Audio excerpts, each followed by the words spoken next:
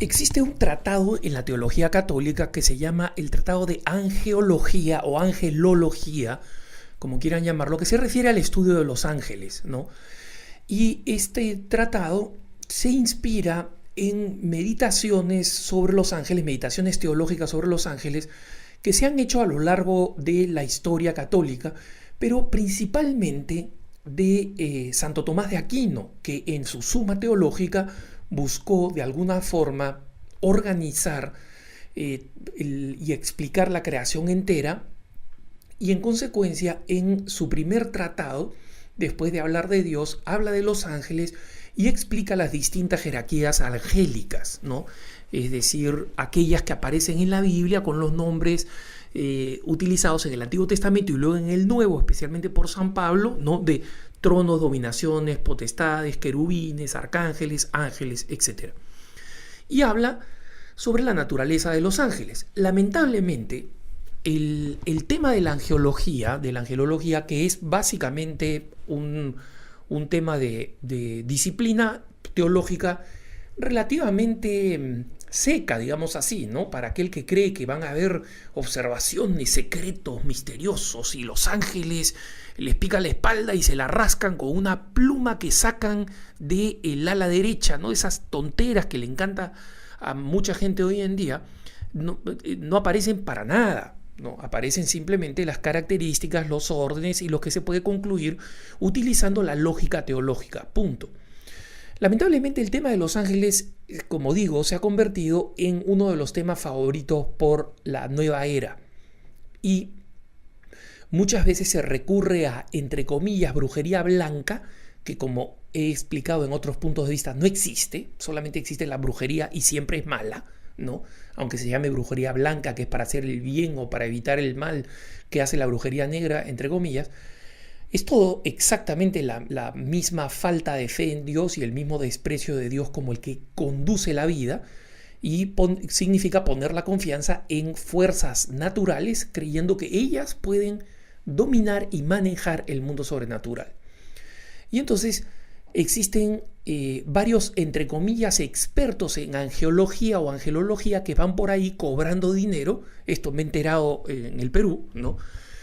Cobrando dinero para hacer limpiezas de hogares, etcétera, etcétera, porque supuestamente dominan el misterio o el secreto de los ángeles, poniéndoles una vela, etcétera, se les puede atraer. Como si los ángeles fueran polillas, ¿no? Es decir, esos animales, esos insectos que cuando uno enciende una vela o una luz, vienen y se ponen alrededor de esa luz hasta quemarse, ¿no? Los ángeles son seres superiores que obedecen. Los ángeles que siguieron fieles a Dios, que obedecen a Dios, y los que se rebelaron contra Dios antes de la creación del hombre, que obedecen al príncipe, al principal, de ahí viene el término príncipe, de estos demonios, que es Lucifer, ¿no? Pero los demonios son ángeles caídos, ¿no? Y en consecuencia comparten la misma naturaleza que los ángeles que siguen fieles a Dios.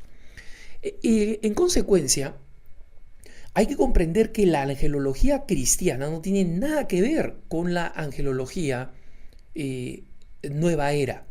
Utilizarán los mismos nombres o expresiones similares, pero no tienen nada que ver la una con la otra. Y eso es muy importante comprenderlo, porque hay una total diferencia, una distancia abismal entre la una y la otra, ¿no?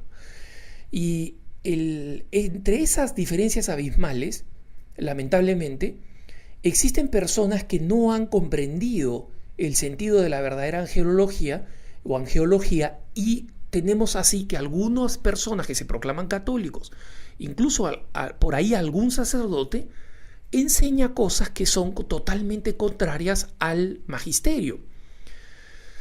Y describe a los ángeles como si fueran seres completamente autónomos cuando no lo son, dependen totalmente de Dios. Y en consecuencia, nadie va a poder llamar a un ángel para que haga cosas que a uno le provoca, ¿no?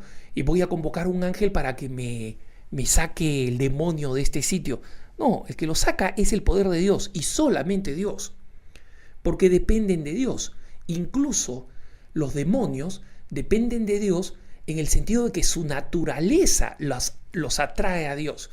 Pero como han rechazado a Dios, esa atracción les repugna y odian a Dios. Y como no pueden hacer nada contra Él, tratan de agredirlo, odiando a quien Dios ha mostrado tanta condescendencia, precisamente permitiendo que una de las personas de la Santísima Trinidad se encarne y se vuelva ser humano. Y en consecuencia atacan al hombre para ver si de esa manera pueden herir a quien no pueden herir, que es Dios. Entonces, una persona me consultaba si es que es correcto que una persona pueda ponerle, como vio en un video en internet, me parece, y una vez más hago aquí las advertencias que he hecho una y otra vez. El cristiano no puede ser un crédulo que simplemente se come cualquier cosa que aparece en internet porque aparece en internet. Y obviamente esto enseña claramente que nosotros no podemos ir buscando nuestra doctrina en cualquier cosa que aparezca o en cualquier hipervínculo o link, como se le llama en el anglicismo, que nos envían y que simplemente nos llegó por un familiar o porque alguien lo puso en Facebook, ¿no? Preguntaba específicamente si era verdad que como dice este video que vio en internet, que uno puede ponerle nombre a su ángel de la guardia. La respuesta es si uno puede ponerle nombre a su ángel de la guardia es ¿y por qué no le pongo yo nombre a las personas? ¿No? Este se llama Felipe y yo le voy a decir Loro Gordo, pues, ¿no? Este otro señor se llama Manuel y le voy a decir Ornitorrinco sin uñas. Y yo al final puedo hacer lo que se me da la gana, puedo ponerle los nombres a las personas. Pero los nombres de las personas son importantes, no solo por un tema de sensibilidad, de que a mí no me gustaría que me dijeran, señores y señores, con ustedes el ornitorrinco albino. Me daría risa, ¿no? Pero si alguien comienza a reemplazar totalmente mi nombre con el de ornitorrinco albino, de tal manera que mis documentos dicen ornitorrinco albino, obviamente sería trágico, ¿no? O cualquier otro término. Incluso un nombre normal, ¿no? Que no es el mío. No es un tema de sensibilidad, es un tema teológico importante. Y esa es la razón por la cual, por ejemplo, es fundamental que los padres, que los sacerdotes sepan bien el nombre del hijo, cómo quieren que el hijo se llame. Y el sacerdote tiene que pronunciar bien el nombre, porque el nombre que le imponen el bautismo, ese es el nombre con el cual Dios lo va a llamar el día de la resurrección. Entonces, si los papás dijeron Gorgis, dijeron un nombre así, y el padre entendió Porquis, y lo bautiza con ese nombre el Señor lo va a llamar.